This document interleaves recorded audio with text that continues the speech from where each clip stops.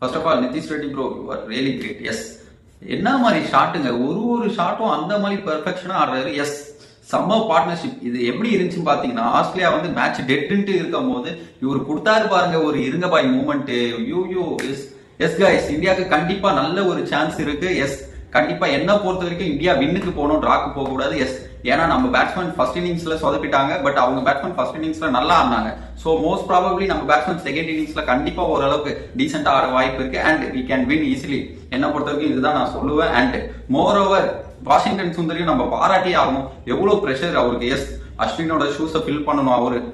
ஏன்னா Ashwin fans, yes அஸ்வினுக்கு backup அவருன்னும் போது அஸ்வின் ரிட்டையர் ஆன ரீசனோ one of the reason Washington. So அப்படி இருக்கும் போது வாஷிங்டனுக்கு செம்ம கிரிட்டிக்ஸ் வரும். அவருக்கே தெரியும் அது அஸ்வின் ஃபேன்ஸ் மூலியமா செம்ம கிரிட்டிக்ஸ் வரும்ட்டு. அந்த ப்ரெஷர் எல்லாம் தாண்டிட்டு வாஷிங்டன் சுந்தர் ஒரு கம்பேக் கொடுத்துருக்காரு பாருங்க.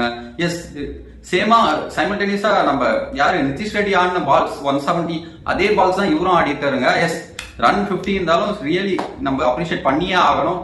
See you next video. Bye.